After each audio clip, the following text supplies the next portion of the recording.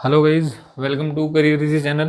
तो नेक्स्ट जो हमारा टॉपिक है वो रहेगा Fourier transform part 2। Last part के अंदर मैंने कुछ बेसिक सिग्नल के बारे में डील किया था, ठीक है। और मैंने आपको बताया था कॉन्जुगेट प्रॉपर्टी के बारे में कि अगर कोई सिग्नल एक्स टी रियल है तो उसका जो फोरियर ट्रांसफॉर्म होएगा वो कॉन्जुगेट सिमेट्रिक होएगा। वो सब डिस्कस कर चुके हैं। फिर हमने ये भी डिस्कस किया था कि उसका जो फोरियर अगर सिग्नल एक्स टी रियल है, अगर एक्स टी सिग्नल रियल है तो उसका जो फोरियर ट्रांसफॉर्म होता है उसका जो मैग्नीट्यूड प्लॉट होता है वो ओमेगा के रिस्पेक्ट में क्या होता है, इवन फंक्शन होता है। और उसका जो फेज प्लॉट होता है वो ऑड फंक्शन। तो आप प्लीज़ पहले लास्ट वीडियो जरूर देख लेना, तभी आपको सेकंड पार्ट में मजा आएगा, ठीक है। और वहाँ से हमने एक प्रॉपर्टी डील की थी कि टाइम शिफ्टिंग प्रॉपर्टी, मतलब अगर एक्स ऑफ टी का Fourier transform x of omega है तो अगर मैं टी के अंदर प्लस माइनस कुछ शिफ्टिंग करता हूँ, एडवांसमेंट करता हूँ या फिर डिले करता हूँ तो उसका इफेक्ट एक्स ऑफ ओमेगा के साथ ऐसे आता है, एक्सपोनेंशियल के साथ। ये एस नहीं आएगा यहाँ पे, ठीक है। ये आ जाएगा plus minus J omega T not. अगर आप प्लस करोगे तो प्लस ओमेगा टी नॉट आ जाएगा, माइनस करोगे तो माइनस ओमेगा टी नॉट आ जाएगा।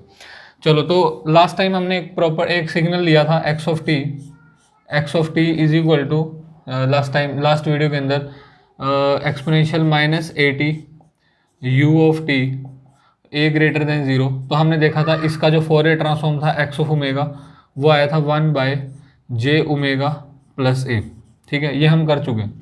अभी नेक्स्ट जो सिग्नल है वो है आपके पास कौन, X of T. Next example, ठीक है। नेक्स्ट एग्जांपल मतलब next signal X of T is equal to exponential A T U of minus T and A is greater than zero.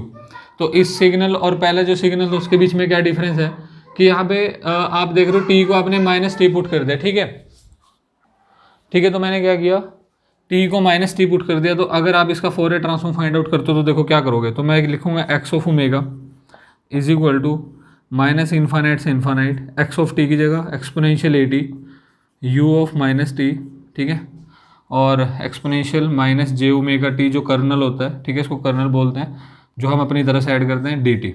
Done.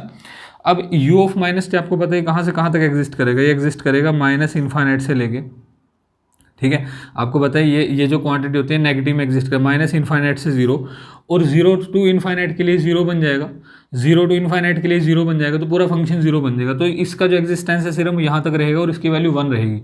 तो सिग्नल आपके पास आ जाएगा exponential A T exponential minus J omega T D T. तो अगर मैं इसको थोड़ा और expand करता हूँ, अगर मैं इसको एक्सपेंड करता हूँ तो क्या बनेगा, देखो ये बनेगा माइनस इन्फानाइट से ज़ीरो, ये बन जाएगा माइनस इन्फिनिटी से ज़ीरो।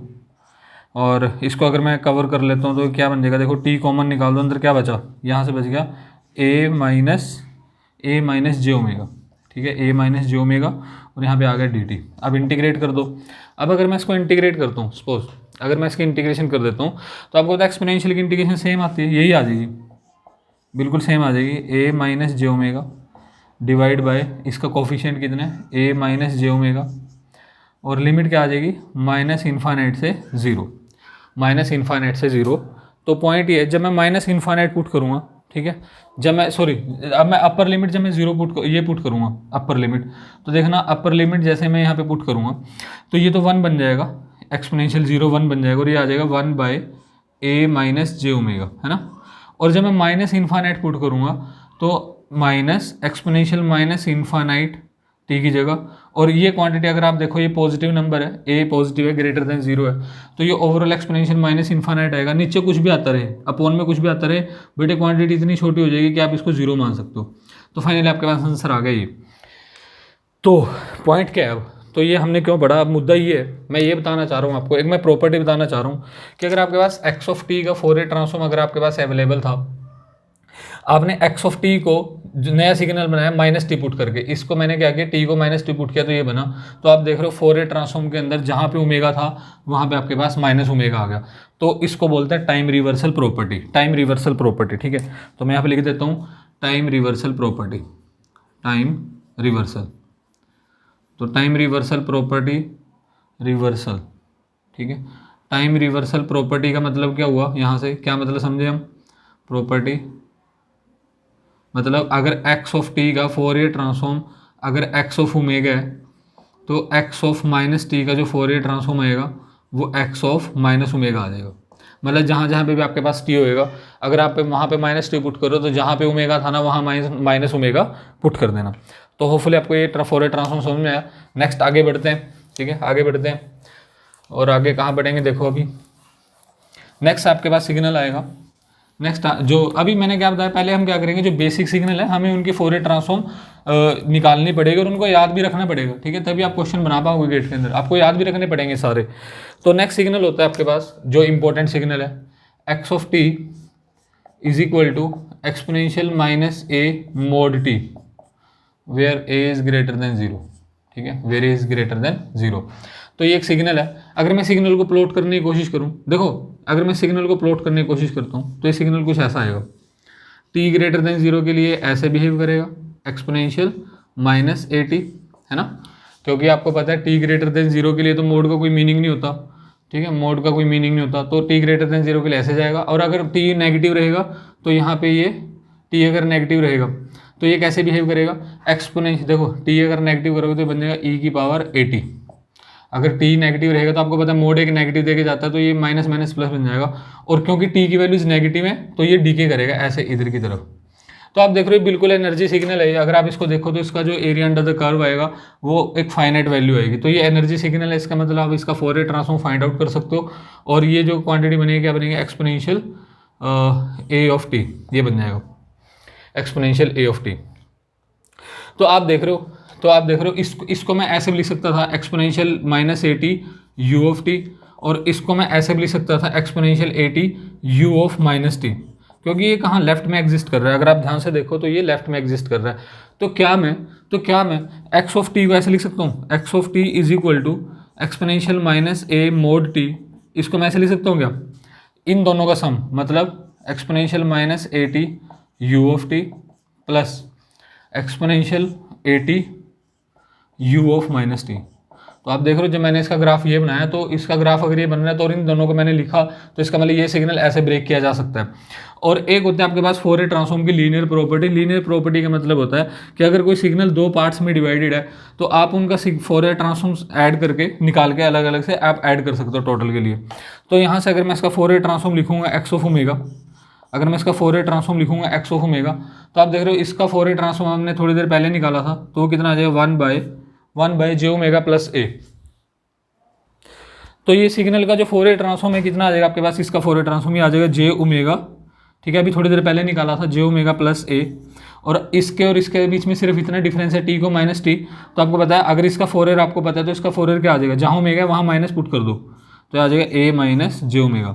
अब इनको सोल्व करो जरा, एलसीएम ले लो, ठीक है। तो अगर मैं यहाँ से एलसीएम कंसीडर करूँगा तो देखो ये बन जाएगा ए स्क्वायर प्लस ओमेगा स्क्वायर। अगर आप यहाँ से एलसीएम लोगे ना वो बन जाएगा ए स्क्वायर प्लस ओमेगा स्क्वायर, ये बन जाएगा ए माइनस जे ओमेगा प्लस ए प्लस जे ओमेगा, और फाइनली ये आपके पास रिजल्ट क्या देके जाएगा 2a divide by A square plus omega का स्क्वायर। तो ध्यान रखना, और ये बहुत इंपॉर्टेंट सिग्नल है, ध्यान रखना बहुत इंपॉर्टेंट सिग्नल है। मैक्सिमम टाइम इस टाइप से क्वेश्चन मतलब इसके ऊपर क्वेश्चन बनेंगे कंपटीशन में। तो पॉइंट ये है, तो अगर आपके पास exponential minus A mod T अगर आ जाए, कभी भी आ जाए, मोड टी कभी भी आए, तो उसका फोरियर ट्रांसफॉर्म आपको ऐसा दिखाई देगा। डन है यहाँ से, तो यहाँ पे लिख भी देता हूँ क्योंकि इंपॉर्टेंट पॉइंट है, यहाँ पे लिख देता हूँ इसका फोरियर कि अगर exponential minus A mod T आता है तो इसका जो फोरियर ट्रांसफॉर्म होता है वो कितना होता है, फोरियर ट्रांसफॉर्म वो होता है 2a divide by A square plus omega square. ये भी एक इंपॉर्टेंट सिग्नल है। अभी नेक्स्ट एक और इंपॉर्टेंट सिग्नल डील करते हैं, ठीक है। अच्छा जी, अब नेक्स्ट देखो आप इस सिग्नल को ध्यान से देखो। ये सिग्नल क्या बनाया मैंने, x of T is equal exponential minus A T U T ऐसे जाएगा। और अगर आपके पास ये सिग्नल ऐसे होता, अगर ये सिग्नल अभी थोड़ी देर पहले बनाया हमने, थोड़ी देर पहले बनाया था यहाँ से, अगर वो नीचे तो क्या था ई की power A T U of minus T. मैंने इसके साथ अगर नेगेटिव लगाऊंगा तो ये पार्ट जो ऊपर बन रहा है वो नीचे बन जाएगा कि नहीं, तो इसको मैंने लिखा minus exponential A T U of minus T.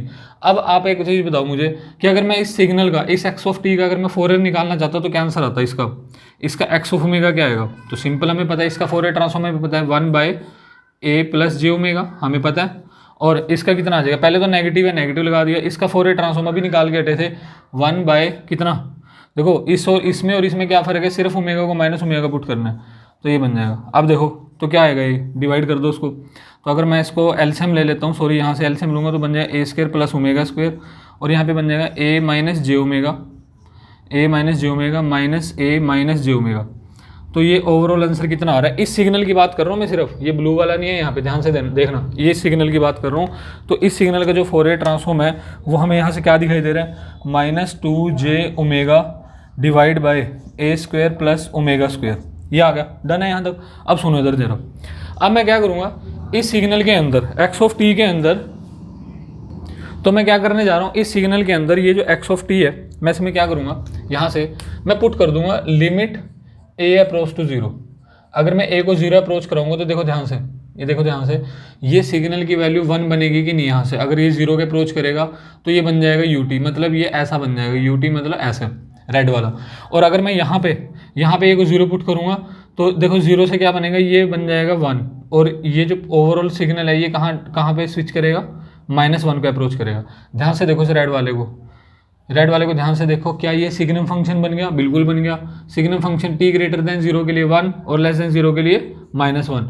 तो इसका मतलब ये हुआ कि अगर मैं x ऑफ t के अंदर a अप्रोच टू 0 पुट करता हूँ तो वो सिग्नम फंक्शन बन जाता है। तो उसके फोरियर ट्रांसफॉर्म क्या बनेगा? a 0 पुट कर दो यहाँ पे, तो यहाँ पे लिखेंगे लिमिट a अप्रोच टू 0। अगर मैं पुट करता हूँ तो आपका जो फोरियर ट्रांसफॉर्म है x ऑफ ओमेगा, ठीक है, मतलब x ऑफ ओमेगा के अंदर लिमिट a अप्रोच टू 0 क्या बन जाएगा? देखो ये बन जाएगा -2j omega divide by omega square.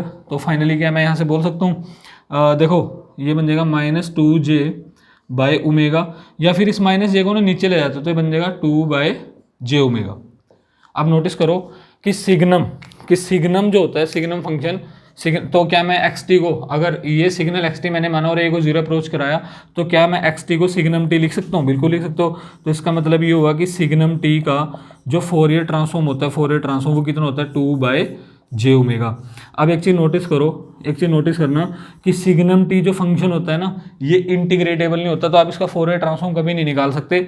इसी वजह से हमने सिग्नल का जो फोरियर ट्रांसफॉर्म है इसको बोलते हैं इनडायरेक्ट मेथड, ठीक है, इसको बोलते हैं इनडायरेक्ट मेथड, क्योंकि डायरेक्टली आप इस सिग्नल का फोरियर ट्रांसफॉर्म नहीं निकाल पाओगे। अगर आप इस सिग्नल का फोरियर ट्रांसफॉर्म निकालने जाओगे तो आप देखना ये वैल्यू इनफाइनाइट आ जाएगी। और ये कैलकुलेशन भी एग्जैक्ट नहीं है, ध्यान देना, ये कैलकुलेशन एग्जैक्ट नहीं है, सिर्फ एक अप्रोक्सीमेशन है। तो बट पॉइंट ये है, अभी हमने सीख लिया इसको कि सिग्नम ऑफ टी का फोरियर ट्रांसफॉर्म कितना होता है? 2/j omega. अभी नेक्स्ट जो हमारे पास जो इंपॉर्टेंट सिग्नल है उसकी तरफ जाते हैं, ठीक है। तो मैं यहाँ पे, लेकिन उससे पहले मैं यहाँ पे लिख देता हूँ जो हमने सीखा। क्या सीखा हमने? मैं यहाँ पे लिख देता हूँ कि अगर आपके पास कोई फंक्शन है सिग्नम ऑफ टी, तो उसका फोरियर ट्रांसफॉर्म क्या होता है? Fourier transform 2/j omega. ये हमने सीखा। यहाँ से नेक्स्ट सिग्नल की तरफ जाते हैं, जो नेक्स्ट इंपॉर्टेंट सिग्नल है। तो फोरियर ट्रांसफॉर्म के लिए जो जनरली पूछा जाएगा, नेक्स्ट सिग्नल आपके पास एक गेट पल्स, ठीक है, एक गेट पल्स। तो ये गेट पल्स होती है -t से लेके t तक, और इसकी हाइट मान लेते हैं a। सपोज ये कोई सिग्नल है x of t with respect to time कैसे डिफाइन है कि -t से t तक इसकी वैल्यू a है। तो बताओ इसका Fourier transform x of omega क्या आएगा? तो लगा दो फॉर्मूला फोरियर ट्रांसफॉर्म के लिए। क्या लगाएंगे? देखो x ऑफ ओमेगा किसके इक्वल होता है? ये होता है -इनफाइनाइट से infinite x of t exponential -j omega t dt, ठीक है। तो पॉइंट ये है, जब मैं x ऑफ ओमेगा यहाँ से फाइंड आउट करूँगा, आप देख रहे हो लिमिट क्या आएगी? -t से t आएगी, -t से t, क्योंकि उससे पहले तो सिग्नल 0 है। सिग्नल की वैल्यू इस रेंज के लिए a के बराबर है -j ओमेगा t dt। तो क्या इंटीग्रल आएगा बताओ? बिल्कुल क्लियर नज़र आ रहा है, a तो कांस्टेंट है, बाहर चला गया, ये भी सेम आ जाएगा, इंटीग्रल सेम आ जाएगा, बट -j ओमेगा अपॉन में आ जाएगा, लिमिट -t से लेके t तक। तो यहाँ पे इसको सॉल्व कर रहा हूँ, आगे यहाँ पे सॉल्व कर रहा हूँ मैं। तो यहाँ से कितना बन जाएगा ये, ठीक है। इसके बाद यहाँ चले गए अपन, तो यहाँ से कितना आ जाएगा? a by -j omega. अब देखो ध्यान से, जब मैं अपर लिमिट पुट करूँगा exponential -j capital omega t, ठीक है, ओमेगा t आ गया, और जब माइनस करूँगा तो ये माइनस प्लस हो जाएगा एक्सपोनेंशियल j ओमेगा t। बताओ यहाँ तक क्लियर हुआ कि नहीं? बिल्कुल क्लियर है। अब देखो इसको क्या करेंगे, यहाँ से इस नेगेटिव को अंदर ले जाओ, 2 डिवाइड बाई 2 ओमेगा, ये कितना आ जाएगा? Exponential j omega t minus exponential -j omega t। अब आप क्या करो, 2 से डिवाइड कर दो और 2 से मल्टीप्लाई कर दो, कोई दिक्कत नहीं है, 2 से मल्टीप्लाई 2 से डिवाइड। अब इस j को मैं यहाँ पे शिफ्ट कर रहा हूँ, तो देखना ध्यान से, क्या ये ऐसा बन रहा है क्या? 2a/ओमेगा इंटू, इसको ध्यान से देखो, इसको हम लिख सकते हैं, ये कैपिटल टी है, इसको हम लिख सकते हैं sine of omega T. Exponential J theta minus exponential minus J theta divide by 2j, ये होता है साइन थीटा के इक्वल। अब एक काम करो, टी से यहाँ मल्टीप्लाई कर दो, टी से यहाँ मल्टीप्लाई कर दो, तो ये बन गया 2at sine of omega t divide by omega t. और इस फंक्शन को हम क्या बोलते हैं? Sine of omega t by omega t. This is called sampling function, इसको बोलते हैं सैम्पलिंग फंक्शन।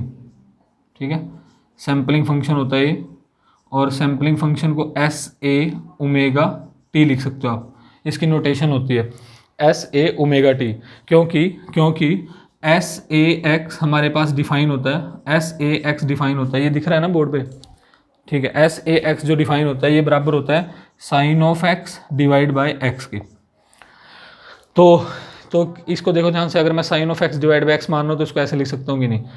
ठीक है, एक ये नोटेशन होती है, एक और नोटेशन अगर आपने पढ़ी हो तो मेरे को इसको हटाना पड़ेगा इसको समझाने के लिए। एक और नोटेशन आपने क्या पढ़ी थी, इसी सिग्नल की आपने एक नोटेशन और पढ़ी होगी। देखो मैं क्या बोल रहा हूँ, एक्स ऑफ ओमेगा कितना आ गया?